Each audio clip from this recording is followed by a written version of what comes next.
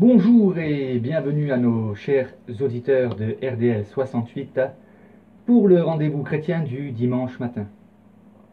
Dans la lettre de l'apôtre Paul aux Galates, au chapitre 3 et au verset 13, nous pouvons lire ces paroles qui peuvent, dans un premier temps, mais surtout pour les lecteurs non avertis, c'est-à-dire pour ceux qui n'ont pas l'habitude de lire la Bible, nous apparaître difficiles à comprendre, voire même obscures.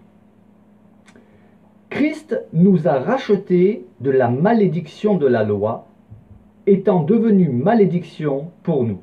Car il est écrit, maudit est quiconque est pendu au bois. Alors j'ai déjà entendu à propos de ce texte l'exclamation suivante. Ah, eh bien, vous voyez bien que Jésus n'a pas été envoyé par Dieu. La preuve, votre propre Bible affirme qu'il était maudit. Alors il va sans dire qu'une telle déclaration est non seulement totalement infondée, mais carrément incomprise. En effet, comme pour tous les textes des Saintes Écritures bibliques, il faut appliquer des méthodes logiques d'interprétation, sans quoi nous pouvons et risquons de faire dire tout et n'importe quoi à la Bible. Il faut donc appliquer des règles d'interprétation qui coulent de source, qui sont empreintes de bon sens. Et lorsque nous appliquons ces règles pourtant simples et logiques d'interprétation, alors nous sommes en mesure de pouvoir comprendre de quoi tel verset ou tel texte ou tel épisode biblique nous parle. Concernant ce verset particulier que j'ai choisi pour ce dimanche matin, je vais procéder par étapes. La première consiste à définir qui est l'auteur qui s'est exprimé sous l'inspiration du Saint-Esprit. En effet, pour les chrétiens, la Bible est la parole de Dieu. Toute la Bible a pour auteur Dieu. Il est l'auteur suprême. Mais Dieu a choisi pour écrire de sa part des hommes qu'il a inspirés. Ainsi, une des premières choses qu'il faut faire consiste avant tout à identifier qui est l'auteur choisi par Dieu. Dans certains cas, le texte biblique ne nous donne aucune information sur la personne que Dieu a inspirée, comme par exemple en ce qui concerne la lettre aux Hébreux. Mais ici, l'auteur inspiré se présente dès le début de cette lettre aux Galates. Il s'agit de l'apôtre Paul. Il écrit en précisant qu'il est en compagnie d'autres frères et qu'ensemble, il salue les chrétiens de la Galatie. Alors en bref, qui sont les Galates ? Le nom de Galatie provient de ce que certaines tribus gauloises qui avaient envahi la Macédoine et la Grèce en 278-277 avant Jésus-Christ pénétrèrent en Asie mineure, qui est la Turquie actuelle. Elle devint ensuite, en l'an 25 avant Jésus-Christ, une province romaine. La Galatie de l'époque se situe donc dans une région de ce que nous appelons aujourd'hui la Turquie. Donc pour répondre à la première question, à savoir qui est le personnage que Dieu a choisi pour écrire sous l'inspiration du Saint-Esprit cette lettre aux Galates, nous savons que c'est l'apôtre Paul. Et concernant les destinataires, il s'agit des Galates. Mais qui était l'apôtre Paul ? Eh bien, son nom juif est Saul de Tarse. Il était connu, avant sa conversion, pour être un des plus terribles persécuteurs des chrétiens. Mais après sa rencontre extraordinaire et surnaturelle avec Jésus, en personne, notre Saul de Tarse s'est converti et il est devenu l'apôtre Paul. Un homme méchant, mais transformé par Jésus, spécialement choisi par Jésus pour annoncer l'évangile. Autant dire que notre apôtre est un apôtre de premier choix.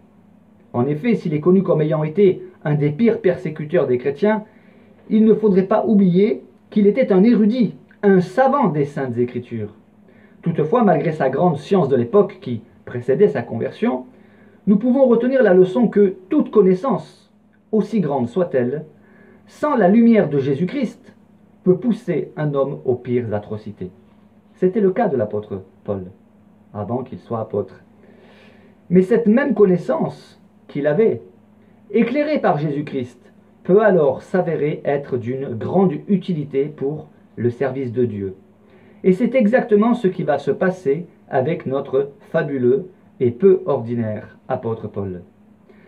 Pour vous faire une idée de son CV, Paul parlait plusieurs langues, dont l'araméen, l'hébreu, le latin et le grec.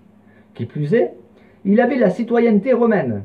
Il était pharisien, c'est-à-dire qu'il était membre du parti religieux juif le plus strict qui soit en Israël à l'époque. Il était un grand connaisseur des Saintes Écritures, et qui plus est, Il avait, comme il le dit lui-même, étudié auprès de Gamaliel, un autre érudit très connu de l'époque. Aujourd'hui, on qualifierait Gamaliel d'être un éminent professeur d'université théologique du judaïsme. En outre, notre apôtre Paul était connaisseur des philosophies qui étaient fortement répandues à l'époque. Bref, pour le dire de manière plus simple, Paul était ce que nous appelons aujourd'hui un cerveau, une tête, un authentique érudit, un savant multidiscipline, sans oublier qu'il était un pratiquant très sincère de la foi juive, même quand il persécutait les chrétiens. Il était d'ailleurs convaincu qu'en persécutant les chrétiens, il était agréable à Dieu, car, pensait-il, en agissant ainsi, il défendait la foi juive contre cette secte de Nazaréens. C'est ainsi qu'on appelait les chrétiens à cette époque. Pourquoi Nazaréens? À cause de Jésus, qu'on surnommait Jésus de Nazareth. L'apôtre Pierre nous parle de Paul comme de quelqu'un qui a un grand savoir et qui aborde des sujets difficiles à comprendre pour le commun des mortels, et dont les personnes ignorantes et mal affermies tordent le sens, ainsi que celui de toutes les autres Écritures saintes. En clair, Pierre dit que des personnes qui n'y connaissent pas grand-chose en matière de foi chrétienne tordent les propos de l'apôtre Paul, mais aussi des autres Écritures saintes. Je vais vous lire les propos de Pierre, rapportés dans sa deuxième lettre, au chapitre 3, les versets 15 et 16. Il a écrit: « Croyez que la patience de notre Seigneur est votre salut, comme notre bien-aimé frère Paul vous l'a aussi écrit, selon la sagesse qui lui a été donnée. C'est ce qu'il fait dans toutes les lettres, où il parle de ces choses dans lesquelles il y a des points difficiles à comprendre, dont les personnes ignorantes et mal affermies tordent le sens, comme celui des autres Écritures, pour leur propre ruine. » Dans ces sages paroles de l'apôtre Pierre, nous apprenons de lui que Paul était un érudit, qui aborde des sujets compliqués. Et là, un point très important à retenir, Pierre affirme que des personnes ignorantes et mal affermies tordent le sens des propos de Paul. Et force est de constater qu'il en est de même aujourd'hui. Mais Pierre va plus loin, en précisant que ceux qui tordent le sens des paroles de Paul font la même chose avec le reste des Saintes Écritures. Et il ajoute, pour leur propre ruine. Ainsi, pour en revenir au verset qui nous intéresse aujourd'hui, et après vous avoir brièvement présenté Paul, l'auteur inspiré de cette lettre aux Galates, nous devons donc aborder les propos de l'apôtre Paul avec le plus grand respect et la plus grande prudence. Reprenons donc ces paroles écrites par Paul. « Christ nous a rachetés de la malédiction de la loi, étant devenu malédiction pour nous, car il est écrit, maudit est quiconque est pendu au bois. » On remarquera qu'il a dit, il est écrit. Christ nous a rachetés de la malédiction de la loi. Pourquoi Paul aborde-t-il ce sujet dans sa lettre aux Galates? Eh bien, la réponse est simple, il vous suffit de lire la lettre aux Galates entièrement pour comprendre de quoi il s'agit. Toutefois, je me propose de vous en faire un bref résumé dont vous pourrez vérifier vous-même l'exactitude chez vous, en lisant la lettre dans sa totalité. Alors le problème des chrétiens de Galatie était un problème qu'il fallait résoudre très rapidement. En effet, ces derniers étaient tombés dans un piège, celui de mélanger la foi chrétienne avec la foi juive. Alors bien que la foi chrétienne trouve ses racines dans la foi juive, il ne faut pas perdre de vue les deux alliances principales que l'on trouve dans la Bible et qui différencient la foi juive de la foi chrétienne. L'ancienne alliance consistait à mettre en pratique toute une série de lois divines, et ce, afin que les croyants soient rendus agréables à Dieu. Mais un autre but était visé, celui de manifester ainsi une saine et sainte obéissance à Dieu. Mais l'apôtre Paul, lui qui avait pratiqué le judaïsme avec beaucoup de rigueur, après sa rencontre sur le chemin de Damas, rencontre où Jésus le Messie s'est révélé à lui, eh bien Paul va comprendre la nouvelle alliance en Jésus-Christ. Cette nouvelle alliance décrétée par Dieu ne consiste plus à obtenir le salut par l'observation des lois, mais par la foi en Jésus-Christ. Pourquoi? Parce qu'en réalité, il était impossible d'obtenir le salut pour la vie éternelle en s'efforçant de respecter toutes les lois de Dieu. Dieu avait un but précis, et j'y reviendrai plus longuement après. Les lois de l'Ancien Testament ne sont donc pas abolies, mais accomplies par Jésus. Il a accompli pour nous ce qu'aucun être humain n'a jamais réussi à accomplir, c'est-à-dire ne jamais pécher contre un seul commandement de Dieu. C'est d'ailleurs pour cette raison que, sous l'ancienne alliance de la loi, il fallait accomplir régulièrement des sacrifices d'expiation pour les péchés, car bien évidemment, aucun croyant n'a jamais réussi à observer avec perfection tous les commandements de Dieu. Et cela, l'apôtre Paul l'a bien compris. Ainsi, dans sa lettre aux Galates, Paul rappelle cette vérité, et il veut interpeller les destinataires de sa lettre, en insistant sur le fait que personne ne pourra jamais être justifié devant Dieu par la mise en pratique des œuvres de la loi, mais seulement par la foi en Jésus-Christ. Et c'est la raison pour laquelle Paul insiste en rappelant que Jésus-Christ nous a rachetés de la malédiction de la loi. Mais quelle est donc cette malédiction dont il parle? La malédiction, justement, consiste dans le fait que la loi enferme tous les humains dans une même vérité. Personne ne peut se sauver lui-même par une pratique scrupuleuse que finalement personne n'a jamais pu atteindre. Mais il continue en annonçant l'évangile, la bonne nouvelle, car oui, c'est une bonne nouvelle. Jésus-Christ a porté sur lui cette malédiction pour nous. Il l'a portée comme un châtiment, parce que c'était un châtiment, par amour pour nous. Et c'était le plan de Dieu, un plan mystérieux qui dépasse notre intelligence limitée. Nous avons été rachetés par le sang précieux de Jésus-Christ, ce sang précieux qui a coulé pour nous. C'est ce qu'affirme là encore l'apôtre Pierre, lorsqu'il a écrit dans sa première lettre, au chapitre 1, les versets 18 et 19, ceci.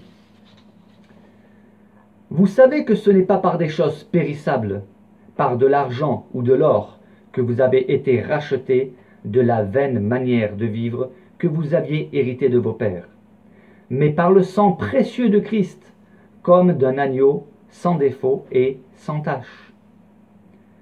Le sang innocent a coulé pour des coupables. C'est la miséricorde de Dieu qui est ici pleinement manifestée. Sa miséricorde et sa grâce, car effectivement, aucun d'entre nous ne méritait d'être sauvé. Jésus n'a pas fait cela car nous le méritions, non. Jésus a accompli cela parce qu'il nous aime. Mais il fallait un sacrifice totalement parfait. Personne d'autre que Jésus n'aurait pu donner sa vie en sacrifice pour le péché de l'humanité, pour les péchés de tous les humains, car aucun autre personnage n'était aussi innocent, aussi parfait que Jésus. Et Jésus est Dieu le Fils, venu parmi nous. Et c'est pour cette raison que personne d'autre ne pouvait accomplir cette mission de sauvetage du péché. Comme je l'ai dit plus avant, j'ai déjà entendu certaines personnes affirmer que ce texte prouve que Jésus était maudit. Mais si nous faisons l'effort de bien comprendre le texte dans son contexte, alors nous pouvons comprendre que Jésus a porté sur lui notre malédiction. Il a payé le prix de notre malédiction en offrant sa vie en sacrifice. Et par conséquent, cela ne prouve pas que Jésus était désapprouvé de Dieu le Père, au contraire. C'est le seul sacrifice que le Père céleste agrée. Jésus a porté nos péchés, notre culpabilité, nos égarements. D'ailleurs, Paul, connaisseur des Saintes Écritures, confirme que la mort de Jésus sur la croix est l'accomplissement d'une prophétie, puisqu'il affirme la chose suivante, car il est écrit « Maudit est quiconque est pendu au bois ». L'apôtre Paul s'en réfère aux Saintes Écritures bibliques. Mais sur quel texte de l'Ancien Testament Paul s'appuie-t-il? En fait, Paul, dont l'intelligence spirituelle ne fait aucun doute, comprend à présent les Saintes Écritures qu'il connaissait pourtant si bien. Mais il comprend à présent les Saintes Écritures avec une intelligence renouvelée, éclairée. Et il cite dans sa lettre aux Galates un verset du Deutéronome, au chapitre 21, le verset 23. Mais ici, je vais vous citer les versets 22 et 23 pour bien comprendre de quoi il s'agit. dans le livre du Deutéronome.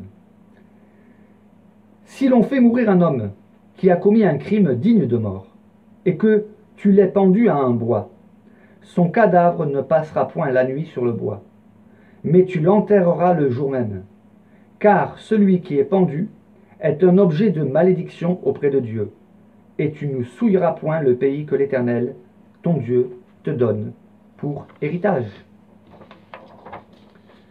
Alors, première remarque importante, certains pourraient rétorquer que Jésus n'a pas été pendu, mais crucifié. Eh bien, c'est là qu'il faut de l'intelligence spirituelle, ainsi qu'une connaissance des termes et du sens du verset et des mots employés, pour saisir la subtilité de ce que Paul affirme. En effet, le terme original employé, pendu, est le même terme utilisé ailleurs pour parler de suspendu. Et comme le disait Jérôme, ce docteur des Saintes Écritures qui naquit vers la fin du IVe siècle, il affirmait en effet qu'il ne fallait pas s'arrêter uniquement au sens littéral des mots, mais qu'il fallait considérer les mots dans le contexte de la phrase. C'est ainsi que nous pouvons comprendre le terme pendu dans le sens de exposé en public. C'est donc, d'après le sens du verset, un mal en soi que de laisser publiquement un homme qui a été condamné à mort et suspendu. Que ce soit par pendaison ou crucifixion, eh bien c'est un mal en soi, car cela signifie qu'il porte sur lui la malédiction du jugement. Or Jésus a été fait malédiction, oui, mais pour nous les coupables. Lui, Jésus, l'innocent, a été fait malédiction pour nous. Et j'insiste sur l'expression « pour nous ». C'est ainsi que nous devons comprendre ce texte. D'ailleurs, lorsque nous lisons tout l'exposé de la lettre de Paul aux Galates, nous comprenons bien que c'est bien de cela qu'il s'agit. Et j'irai même plus loin. Pour bien comprendre Paul, il faut lire tout ce qui le concerne, et ce, afin de bien cerner le personnage et sa théologie. En conséquence, il faut lire sa conversion, ses voyages missionnaires avec toutes ses aventures, mais aussi toutes ses lettres. Et c'est seulement ainsi que nous pouvons nous faire une idée des plus justes de qui était vraiment Saul de Tarse, devenu l'apôtre Paul. Ainsi, par exemple, dans sa lettre aux Romains, Paul explique avec encore plus de force et détail ce qu'est la loi de Dieu. Il explique ce qu'est la loi, mais aussi sa fonction. Notamment, dans sa lettre aux Romains, lui, l'érudit juif, qui avait une excellente connaissance, mais aussi une excellente pratique de la loi juive, loi qu'il a pratiquée durant la quasi-totalité de sa vie jusqu'à sa rencontre avec Jésus glorifié, affirme ceci dans Romains, chapitre 3, verset 19. Or, nous savons que tout ce que dit la loi, elle le dit à ceux qui sont sous la loi, afin que toute bouche soit fermée, et que tout le monde soit reconnu coupable devant Dieu. Le but de la loi était donc, entre autres, de révéler que tous les êtres humains sont tous, sans exception, coupables devant Dieu. Coupables pourquoi? Eh bien, coupables parce qu'aucun d'entre nous n'est capable, ni n'a jamais été capable d'observer tous les commandements de Dieu sans jamais pécher. Je l'ai dit et je le redis, c'est important, il faut vraiment intégrer cette vérité. C'est d'ailleurs ce qu'affirme aussi l'apôtre Jacques, lui, un juif pieux, qui est devenu chrétien et qui par conséquent connaissait aussi très bien les lois de l'Ancien Testament. Jacques affirme dans sa lettre au chapitre 2, le verset 10, la chose suivante. Car quiconque observe toute la loi, mais pêche contre un seul commandement, devient coupable de tous. Pour en revenir à Paul, et là nous sommes en plein dans le contexte de la lettre de Paul aux Galates, notre apôtre affirme sans nombre d'un doute, au chapitre 2 et le verset 16, la chose suivante. Néanmoins, sachant que ce n'est pas par les œuvres de la loi que l'homme est justifié, mais par la foi en Jésus-Christ, nous aussi nous avons cru en Jésus-Christ, afin d'être justifiés par la foi en Christ, et non par les œuvres de la loi, parce que personne ne sera justifié par les œuvres de la loi. Fin de citation. Écoutons bien ce qu'affirme Paul, qui, je le rappelle à nouveau, s'appelait autrefois Saul de Tarse, lui, le pharisien, observateur scrupuleux de la loi de l'Ancien Testament. Il affirme « Personne ne sera justifié par les œuvres de la loi. » Personne, c'est personne. Et toujours dans le même chapitre, au verset 21, il affirme ceci. « Si la justice s'obtient par la loi, Christ est donc mort en vain. C'est ici, entre autres, que nous apprenons le sens du sacrifice de Jésus-Christ. Christ est mort pour nous racheter de la malédiction de la loi. La loi était une malédiction dans le sens qu'elle nous révèle que nous sommes tous des pécheurs incapables de nous sauver en pratiquant ce que nous appelons nos bonnes œuvres ou nos bonnes actions. Et je continue, cette fois-ci avec le verset 8 du 3e chapitre de cette même lettre aux Galates, qui fait partie du contexte direct de la citation de départ de mon texte du jour. En effet, au verset 8, Paul affirme « Car tous ceux qui s'attachent aux œuvres de la loi sont sous la malédiction. Car il est écrit, maudit est quiconque n'observe pas tout ce qui est écrit dans le livre de la loi et ne le met pas en pratique. » Ces paroles de Paul sont très claires et sans aucune ambiguïté. Et je continue encore avec la suite de son exposé qui nous amène directement au verset du jour. Vous allez comprendre. À partir de Galates, chapitre 3, le verset 11 jusqu'à 13, nous pouvons lire ceci. Il écrit « Et que nul ne soit justifié devant Dieu par la loi, cela est évident, puisqu'il est dit « Le juste vivra par la foi ». Or, la loi ne procède pas de la foi, mais elle dit « Celui qui mettra ces choses en pratique vivra par elles ». Christ nous a rachetés de la malédiction de la loi, étant devenu malédiction pour nous, car il est écrit « Maudit est quiconque est pendu au bois ». À présent, nous avons bien des éléments qui nous aident à comprendre le sens profond de cette déclaration. Maudit est quiconque est pendu au bois. Et Jésus a été pendu, c'est-à-dire exposé publiquement, en tant que crucifié, pour les péchés de chacun d'entre nous. Nous avons aussi vu que la loi était une malédiction dans le sens qu'elle nous révèle que nous ne pouvons nous sauver nous-mêmes, par nos bonnes œuvres et par une observation stricte de la loi. Ce qui, il faut le dire, est bien au-delà de nos capacités. Et lorsque l'apôtre Paul cite « Le juste vivra par la foi », là encore, il cite les Saintes Écritures, et notamment une parole du prophète Habacuc, au chapitre 2, le verset 4. Oui, c'est par la foi que nous sommes justifiés, mais pas par n'importe quelle foi, la foi au sacrifice expiatoire de Jésus-Christ pour nos péchés. Toujours dans la lettre aux Galates, chapitre 3, les versets 21 et 22, Paul écrit « S'il avait été donné une loi qui puisse procurer la vie, la justice viendrait réellement de la loi. Mais l'Écriture a tout renfermé sous le péché, afin que ce qui avait été promis soit donné par la foi en Jésus-Christ à ceux qui croient. » Ainsi, c'était donc le véritable problème des chrétiens de Galatie. Ils avaient été séduits par les judaïsants, et Paul devait mettre en garde les Galates. C'est donc le thème de quasiment toute sa lettre. Il va plus loin encore dans la mise en garde. Dans Galates chapitre 5, verset 4, Paul affirme ceci, et c'est à prendre très au sérieux. Il dit « Vous êtes séparés de Christ, vous tous qui cherchez la justification dans la loi. Vous êtes déchus de la grâce. » Fin de citation. Être déchu de la grâce, c'est tout simplement être perdu pour l'éternité. Paul veut leur faire comprendre que s'ils cherchent leur justification dans les œuvres de la loi, ils sont perdus.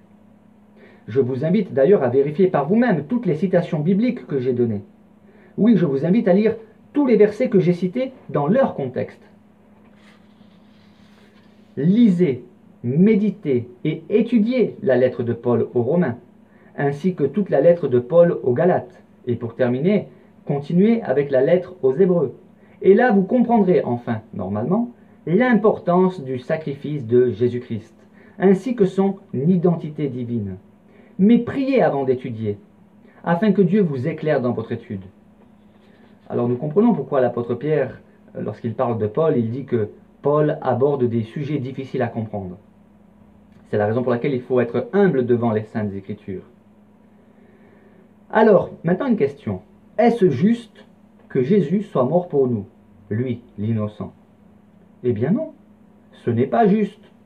Si Dieu avait dû être juste, alors il nous aurait laissé supporter le juste châtiment de notre condamnation à cause de nos nombreux péchés, et de notre impossibilité à respecter tous les commandements de Dieu.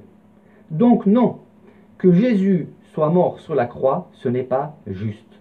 Mais c'est justement ce que la Bible appelle la manifestation de l'amour de Dieu. Oui, cet amour qui se manifeste par le don de cette grâce. Une grâce, par définition, est quelque chose que nous ne méritons absolument pas. Il s'agit donc d'une manifestation de l'amour de Dieu pour nous sauver, car Dieu nous aime. Mais ce cadeau de Dieu, c'est-à-dire Jésus-Christ, mort pour nos péchés, cette grâce, nous pouvons soit l'accepter, soit la refuser. Nous sommes libres. Dieu nous a laissés libres de nos choix. Si nous l'acceptons, alors nous sommes sauvés. Si nous la rejetons, alors soyons bien conscients que nous rejetons le seul moyen par lequel nous puissions être sauvés. N'oublions pas non plus que Jésus n'est pas seulement mort sur la croix. Du moins, il faut bien retenir, comme je l'avais dit dans une précédente émission, que ce n'est pas la divinité de Jésus qui est morte sur la croix, mais son corps. C'est son corps qu'il a offert en sacrifice expiatoire, ayant supporté d'insupportables souffrances, et par amour pour nous. Mais le troisième jour, son corps est ressuscité, manifestant ainsi qu'il était vraiment le Fils de Dieu, car tous ces événements, sa passion, ses souffrances, la trahison de Judas dont il a été victime, les doutes des disciples, sa résurrection, eh bien tout cela, il l'avait annoncé d'avance.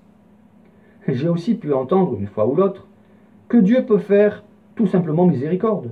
C'est-à-dire que d'après certaines personnes, Dieu aurait pu simplement pardonner, sans avoir besoin d'envoyer son Fils mourir à la croix. Mais ce qu'il faut bien comprendre, c'est que Dieu ne peut contourner sa justice, implacable. Et sa justice exige que chaque péché soit puni. Sa justice est incorruptible. Dieu ne peut pas pardonner sans que le péché soit puni. C'est pour cette raison que dans l'Ancienne Alliance, Dieu avait mis en place des sacrifices d'expiation. Il s'agissait de sacrifier des animaux afin que les péchés soient couverts. Et il fallait renouveler ces sacrifices régulièrement. Pourquoi? Parce que les sacrifices d'animaux étaient imparfaits.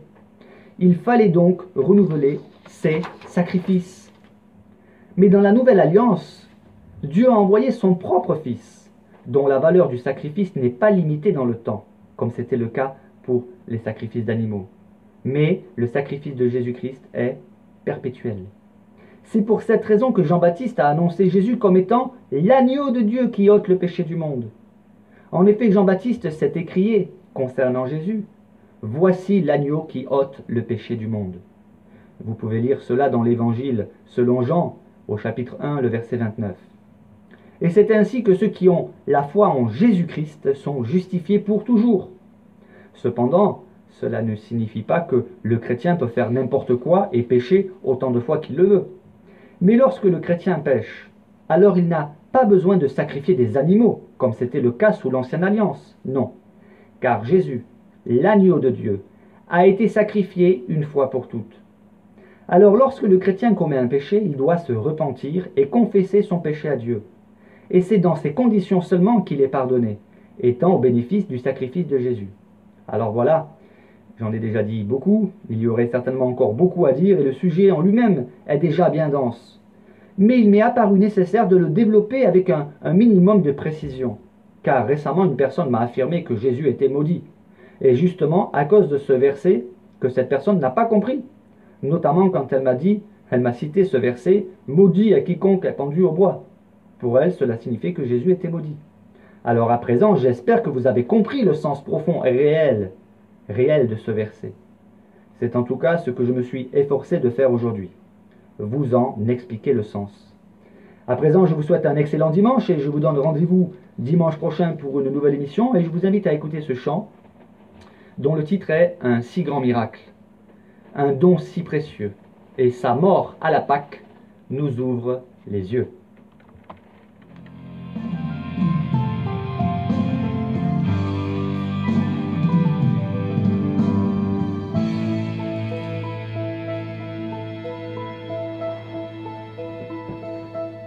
Dieu, quel amour pour moi, quelle patience, tu as conduit vers toi mon ignorance, comme